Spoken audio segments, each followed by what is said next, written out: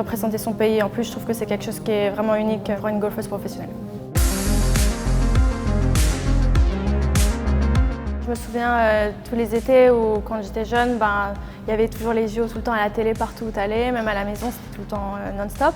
Donc c'est vraiment, j'ai l'impression, 2 semaines dans l'été ou même parfois l'hiver où tout le monde s'intéresse au sport et pas forcément au sport qu'on a l'habitude de regarder tous les jours, mais du coup plus d'autres sports et du coup c'est vrai que ça rend d'autres disciplines, mais le sport de manière générale plus accessible à tout le monde et du coup c'est des semaines plutôt importantes pour un sportif. Quand j'ai su qu'il y avait les Jeux Olympiques à Rio, où le golf en faisait partie pour la première fois depuis très longtemps, c'est vrai que je venais de passer professionnelle, mais c'est clairement devenu un objectif. Je ne savais pas que ça allait être à Paris en 2024, mais je me suis dit, les prochains, j'aimerais bien, ça serait un bel objectif pour moi de pouvoir y participer.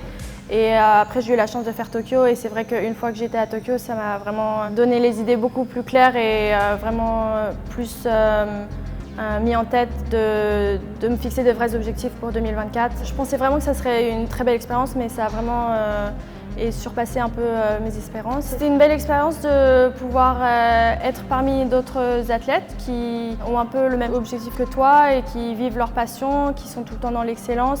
Et le fait de pouvoir être dans le même espace qu'eux, de pouvoir partager des expériences, des émotions et tout ça, j'ai trouvé ça vachement motivant. Au village, il y avait vraiment des athlètes de toutes les tailles, toutes les formes et du coup, c'est vrai que c'était assez intéressant à voir qu'il n'y a pas forcément juste un profil athlétique pour le sport, quoi. Aussi de voir forcément l'impact que ça a aussi sur le public ou les gens, c'est vrai que ça m'a vachement marqué.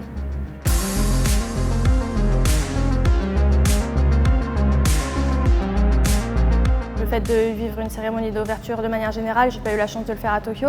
Donc le faire cette année, ça va être spécial, mais de le faire aussi en France et à Paris, ça va être encore plus unique. Je pense qu'il n'y a pas beaucoup d'athlètes, de sportifs qui ont l'occasion de faire une cérémonie d'ouverture dans leur propre pays. Donc je pense que c'est quelque chose qui va être super emblématique pour moi dans ma carrière, de pouvoir le vivre. Et après, en plus de ça, juste d'essayer de vivre le plus de moments au village olympique ou de partager ça même avec les golfeurs français qu'on n'a pas vraiment l'habitude de côtoyer tous les jours. Donc c'est juste une expérience sympa de pouvoir interagir avec plus de monde que juste des golfeuses que j'ai l'habitude de voir tous les jours.